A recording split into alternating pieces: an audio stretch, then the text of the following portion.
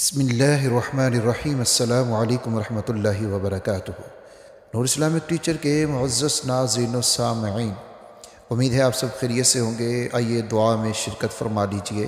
اللہ رب العزت آپ کی تمام تر ضروریات اور حاجات کو اپنے غیب کے خزانوں سے پورا فرما دے، اور اللہ آپ سب کو ہر ظالم کے ظلم، شریر کے شر سے ہمیشہ محفوظ رکھے، آمین یا رب العالمین۔ ناظرین اکرام، استغفار کرو، زندگی بدل جائے گی۔ استغفار کرو، حالات بدل جائیں گے۔ استغفار کرو، من کی مرادیں پوری ہو جائیں گی۔ اور اگر استغفار نہ کرو گے تو خالق کائنات اس سے ناراض ہو جائے گا۔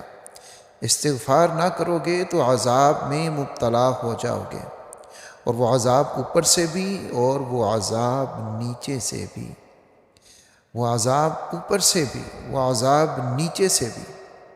اوپر سے کہ جیسے نوح علیہ السلام کی قوم کے اوپر عذاب آتا ہے، اوپر سے جیسے حضرت لوط علیہ السلام کی قوم کے اوپر پتھر آتے ہیں، اور نیچے سے جیسے حضرت نوح علیہ السلام کی قوم پر عذاب آتا ہے اور زمین سے پانی نکلتا ہے۔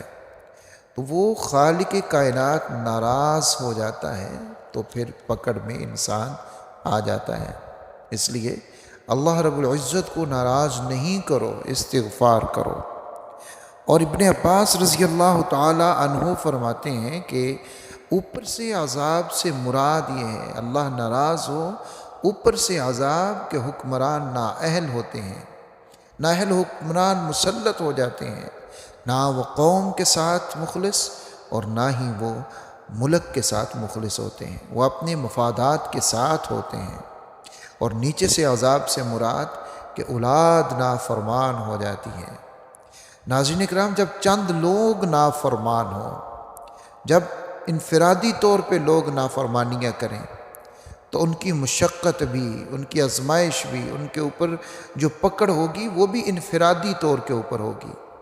لیکن جب پوری قوم نافرمان ہو جائے تو پھر مصیبت میں بھی پوری قوم ہی مبتلا ہوگی۔ تو پھر آج ہم جہاں پر کھڑے ہیں اور جو حالات ہم دیکھ رہے ہیں، یہ کوئی انفرادی حالات نہیں ہیں، یہ اجتماعی حالات ہیں، اجتماعی حالات ہیں۔ اور ہم ان اجتماعی حالات کا شکار ہیں، کیونکہ ہم اجتماعی طور کے اوپر گناہوں میں مبتلا ہیں۔ اب آپ نظر ڈالیے کہ ہمارا ملک پاکستان یہ کلمے کی بنیاد کے اوپر بنا، لیکن آج اسی ملک پاکستان میں سودی کاروبار بھی ہے۔ تو سود اللہ اور اللہ کے رسول کے ساتھ جنگ کو کہا گیا ہے۔ تو یہاں ہم نے اللہ کو ناراض کیا، اللہ کے رسول صلی اللہ علیہ وآلہ وسلم کو ناراض کیا، اور اجتماعی طور کے اوپر کیا۔ ملک میں فحاشی ہے، عریانی ہے، ہر کبیرہ گناہ ہے اور علی الاعلان ہے۔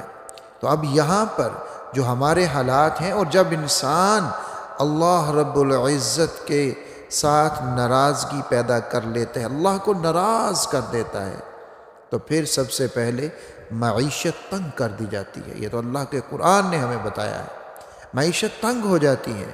تو اب معیشت کی تنگی، جہاں پہ ہم کہتے ہیں کہ فلاں ماہر معاشیات آئے گا، فلاں آئے گا، فلاں آئے گا، تو حالات ٹھیک ہو جائیں گے، نہیں، ایسا نہیں ہوگا۔ جب تک ہم اجتماعی طور پر اپنے خالق و مالک کے حضور توبہ استغفار نہیں کرتے، اپنے اللہ سے معافی نہیں مانگتے، تب تک ہمارے حالات اجتماعی طور کے اوپر بہتر نہیں ہوں گے۔ ہم مصیبتوں کا شکار رہیں گے، ہم پریشانیوں کا شکار رہیں گے، جب تک ہم اجتماعی طور کے اوپر اپنے اللہ کو راضی نہیں کر لیتے۔ تو ناظرین اکرام، ضرورت اسی امر کی ہے کہ ہم اپنے اللہ کو راضی کریں۔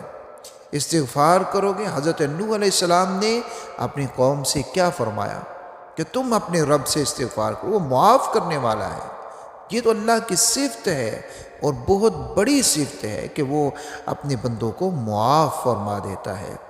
بس بندہ آ کے استغفار کرے، توبہ کرے اللہ رب العزت کے حضور، عاجزی کا، انکساری کا، شرمندگی کا احساس ہو اس کے پاس، اور اس کا وہ اظہار بھی کرے، اپنے رب سے معافی مانگے۔ اللہ تو معاف کرنے والا ہے۔ انہو کان غفارا، وہ تو معاف کرنے والا ہے، مغفرت کرنے والا ہے۔ تو نوح علیہ السلام نے کہا تم اپنے رب سے استغفار کرو، وہ معاف کرنے والا ہے۔ اب تم استغفار کرو گے تو اس کے اوپر اللہ کی نعمتیں تمہیں ملیں گی، آسمانوں سے بارش اور رحمت والی بارش تمہارے لیے برسے گی، اور تمہارے لیے باغات ہوں گے، تمہارے لیے پھل ہوں گے، پھول ہوں گے، تمہارے لیے مال ہوگا، تمہارے لیے اولاد ہوگی۔ یہ اللہ کی بڑی نعمتیں ہیں، یہ سب کچھ تمہیں ملے گا، یہ نوح علیہ السلام نے کہا۔ اور اس کے ساتھ ساتھ استغفار اور شکر، یہ دو چیزیں ایسی ہیں کہ جو انسان کی زندگی کو بدل دیتے ہیں۔ ہم جس چکر میں پھر رہے ہیں اور جو چیزیں ہم تلاش کر رہے ہیں، ہماری زندگی بدل جائے، کوئی ایسا زندگی کے اندر کوئی ایسا مرحلہ آئے کہ یکسر ہی بدل کے رہ جائے، ہم ایک دم غریب سے وہ کروڑوں اور اربوں پتی تک ہو جائیں۔ یہ ہماری ہم سب کی خواہش ہوتی ہے، بحیثیت انسان سب کے دل میں ہی آتا ہے کہ میرے پاس دنیا کی آسائشیں ہوں، راحتیں ہوں، سکون ہو میرے پاس دنیا کا۔ لیکن ناظرین اکرام، یہ کب ہوگا؟ یہ استغفار کی بدولت ہوگا۔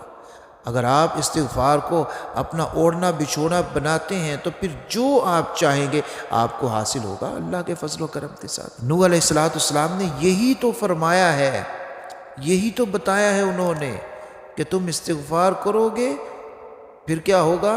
تمہارے لیے بارشیں بھی برسیں گی، مال بھی ہوگا، اولاد بھی ہوگی، رزق بھی ہوگا، باغات ہوں گے، سارا کچھ ہوگا۔ تو یہی کچھ تو ہم چاہتے ہیں۔ تو یہ ملے گا کیسے؟ استغفار کے ساتھ ملے گا، شکر کے ساتھ ملے گا۔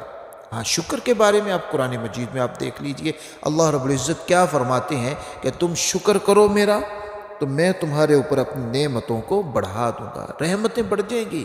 نہ شکرے نہ ہو جاؤ، شکر کرو، اور اس کے ساتھ دوسروں کی پریشانیوں کو دور کرنے کی کوشش کرو، دوسروں کے ساتھ بانٹنے کی کوشش کرو۔ اچھا، یہ نہیں کہ مال ہی بانٹا جاتا ہے، خوشیاں آپ بانٹو دوسروں کے ساتھ۔ آپ کے پاس علم ہے، آپ علم کو بانٹو دوسروں کے ساتھ۔ آپ ایک بہترین مشورہ دے سکتے ہیں تو مشورہ دو دوسرے لوگوں کو۔ جو بھی آپ سمجھتے ہیں کہ میری ذات سے دوسروں کو اس چیز کا فائدہ پہنچ سکتا ہے تو وہ کام تم کرو، وہ کام کرو، اس کو لوگوں تک پہنچاؤ۔ جو بھی اچھائی کی بات، خیر کی بات تمہارے پاس موجود ہے اس کو لوگوں تک پہنچا دو۔ اس سے بھی اللہ رب العزت کی رحمتیں ملتی ہیں، اس سے بھی اللہ رب العزت کی رحمتیں ملتی ہیں۔ اور جب انسان تقوی اختیار کرتا ہے، قرآن مجید میں اللہ رب العزت نے فرمایا جب تقوی اختیار کرتا ہے اللہ رب العزت اس کے لیے رستے بنا دیتا ہے۔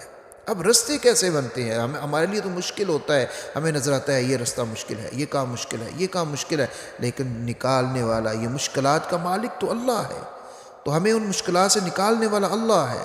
اور جب انسان اللہ رب العزت کے حضور تقوی اختیار کر لیتا ہے تو اللہ نے فرمایا میں وہاں سے رزق دیتا ہوں جہاں سے اس کو گمان بھی نہیں ہوتا، اس کی سوچ بھی نہیں ہوتی، وہاں سے رزق مل جاتا ہے۔ تو آپ اب سے استغفار کو اپنا اوڑھنا بچھونا بنائیے۔ جو بھی استغفار کے کلمات آپ کو یاد ہیں، استغفر اللہ ربی، استغفر اللہ ربی من کل ذنب واتوب الیہ، استغفر اللہ الذی لا الہ الا هو الحی القیوم واتوب الیہ۔ جو بھی کلمات آپ کو استغفار کے آتے ہیں ان کے ساتھ آپ اللہ رب العزت کے حضور استغفار کیجئے۔ آپ کوشش کریں روزانہ 1000 بار استغفار کرنے کی، 500 صبح 500 شام۔ ممکن نہیں تو پھر آپ 600 بار کرنے کی کوشش کریں، 300 صبح 300 شام۔ یہ بھی ممکن نہیں، کم از کم 100 مرتبہ صبح 100 مرتبہ شام کو استغفار کرنے کی کوشش کریں، اور اس کے اوپر ہمیشگی کریں، اور پھر دیکھیں خالق کائنات کس طرح سے زندگی کو بدل دیتے ہیں۔ ناظرین اکرام، استغفار کے ساتھ تعلق بنا لیں، یاری لگا لیں، یقین مان لیں، زندگی بدلنے والا یہ عمل ہے، پریشانیاں دور کرنے والا یہ عمل ہے۔ ساری راحتیں، دنیا جہان کی ساری نعمتیں اللہ رب العزت کی آپ کو اسی عمل کی بدولت ملیں گی انشاءاللہ تعالی، اگر آپ کرتے ہیں سچے دل کے ساتھ، عاجزی کے ساتھ، انکساری کے ساتھ کرتے ہیں۔ استغفر اللہ ربی من کل ذنب واتوب الیہ، میرے ساتھ پڑھ لیجئے آپ بھی، استغفر اللہ ربی من کل ذنب واتوب الیہ، استغفر اللہ الذی لا الہ الا هو الحی القیوم واتوب الیہ استغفر اللہ ربی من کل ذنب واتوب الیہ۔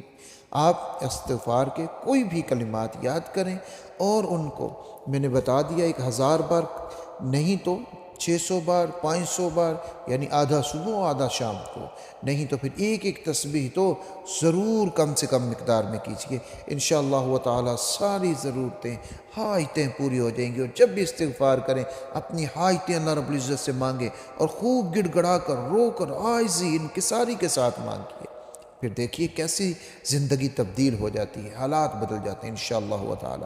تو ہماری اس ویڈیو کو آگے بھی شیئر کیجیے، دوسرے لوگوں تک یہ دین کی بات پہنچ سکے۔ اپنا اور اپنے پیاروں کا بہت سارا خیال رکھیے۔ اللہ حافظ و ناصر۔